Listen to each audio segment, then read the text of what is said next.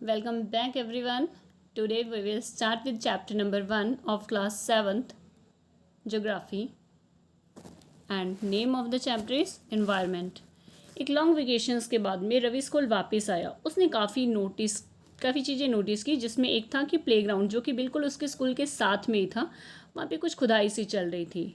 वहाँ पे जो लोग थे वो बात कर रहे थे कि यहाँ पे एक बहुत बड़ी सी बिल्डिंग बनने वाली है.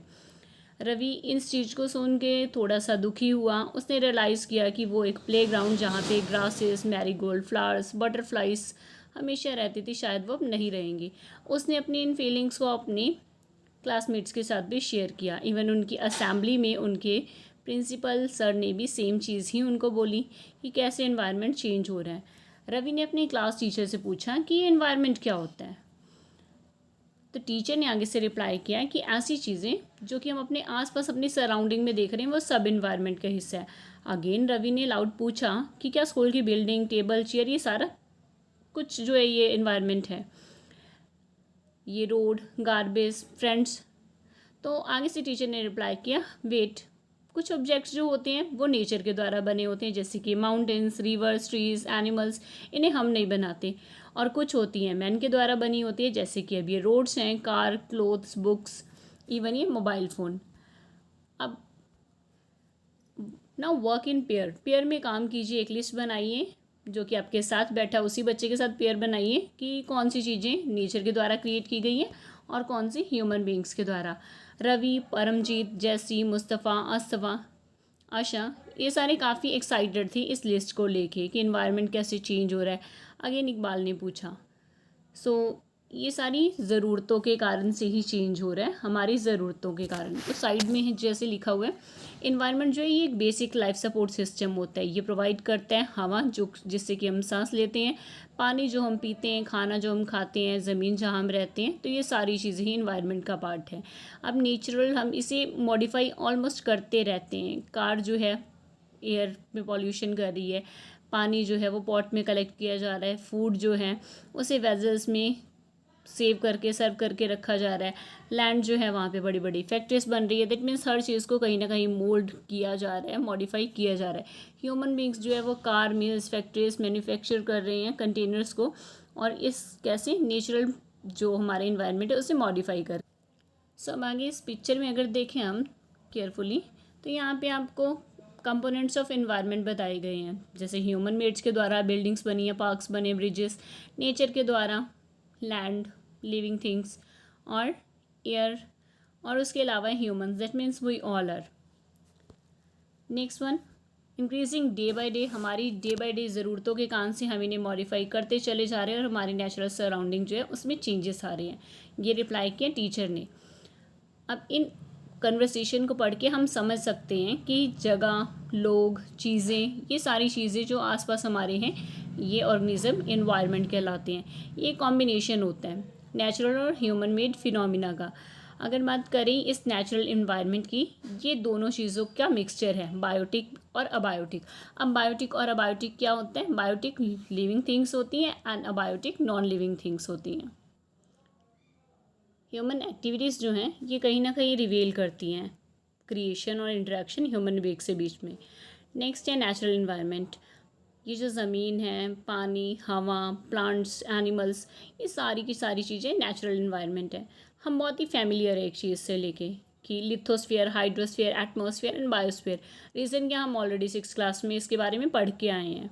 सो इन डोमेन्स के बारे में अगर हम और डिटेल में पढ़ें, so lithosphere is the solid crust. Lithosphere एक ऐसी सॉलिड क्रस्ट है जो कि hard top layer of the earth है. दैट मीन्स कि जैसे एक एग होता है, एग का सबसे ऊपर का शेल होता है वो हार्ड होता है, जबकि उसके अंदर लिक्विड होता है. बिल्कुल ऐसे ही अर्थ का टॉप लेयर जो है वो लिथोस्फीयर कहलाती है. ये रॉक्स, मिनरल्स से कवर्ड हैं और ऑलमोस्ट ये काफ़ी पतली सी लेयर है. ये एक इरेगुलर सरफेस है. दैट मीन्स कि यहाँ पे कोई प्लेन नहीं है कि बिल्कुल एक जैसा सरफेस आपकी नोटबुक के पेजेस की तरह. ऐसा नहीं है. कहीं पे पहाड़ हैं, कहीं पे प्लेट्यूस हैं, कहीं पे सरफेस कुछ उबड़ खाबड़ सा है. तो इस तरह से लैंडफॉर्म्स जो हैं ये कॉन्टिनेंट्स और ओशन फ्लोर्स के अकॉर्डिंग दो पार्ट्स में डिवाइडेड है. लिथोस्फीयर जो है ये एक ऐसी डोमेन होती है जहाँ पे प्रोवाइड होते हैं फॉरेस्ट, ग्रासलैंड्स और एग्रीकल्चर के लिए लैंड, ह्यूमन सेटलमेंट के लिए. ये एक ऐसा सोर्स है जहाँ पे मिनरल्स, वेल्थ भी मिलती हैं. अब ये जो हमने लेयर्स पढ़ी हैं, उन लेयर्स को समझने के लिए आप इस डायग्राम को समझ सकते हैं। वैसे हम ऑलरेडी 6th क्लास में से पढ़ चुके हैं, तो इतना भी इस पर प्रेशर नहीं देंगे। नेक्स्ट, द डोमेन जो है वाटर से रिलेटेड, उसे हम हाइड्रोस्फीयर के नेम से जानते हैं। जैसे कि ये देखिए, अगेन आप अपने पिक्चर में देख सकते हो कि यहाँ पे जहाँ पे आपका पानी, बोट, ये चीज़ दिखाई गई है, वहाँ पे हाइड्रोस्फीयर आपको शो हो रहा है। ये कंप्राइज करते हैं क्या, वाटर के डिफरेंट टाइप्स को, जैसे रिवर्स हैं, लेक्स, सी, ओशंस, ये सब। एसेंशियल क्या होते हैं, यहाँ पे ऑर्गेनिज्म, लिविंग ऑर्गेनिज्म जो है वो काफ़ी ज़रूरी है। एटमॉस्फेयर एक पतली सी लेयर हमारे आसपास पाई जा रही है, हमारे सराउंडिंग में। ये ग्रेविटेशनल फोर्स भी होते हैं जो कि अर्थ को होल्ड करके रखते हैं, क्योंकि हम सबको पता है कि अर्थ मूव कर रही होती है और वो हवा में है। रीज़न क्या, ग्रेविटी के कारण से ये मूव कर रही होती है और वहीं पे टिकी रहती है। इट प्रोटेक्ट अस, ये हमें प्रोटेक्ट करते हैं किससे, हार्मफुल रेस से, स्क्रॉचिंग हीट सन की। उसके अलावा इसमें काफ़ी नंबर ऑफ़ गैसेस कंसिस्ट करती है, डस्ट है, वाटर वेपर है।